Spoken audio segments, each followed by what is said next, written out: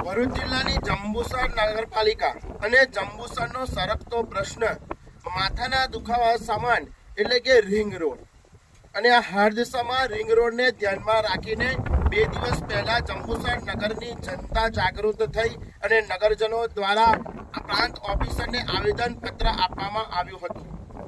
સાથે સાથે truck association અને વેપારી એસોસિએશનને કોંગ્રેસ દ્વારા પણ વિરોધ કરીને આવેદનપત્ર આપવામાં આવ્યા। એને ધ્યાનમાં રાખીને જંબુસર નગરપાલિકાના હોદ્દેદારો પ્રમુખ અમીષાબેન શાહ, મહામંત્રી મનનભાઈ પટેલ, વિરેનભાઈ શાહે પ્રેસ કોન્ફરન્સ કરીને ખુલાસો કર્યો કે ભાઈ રોડ કેમ નથી બનતો ને એનું શું કારણ છે।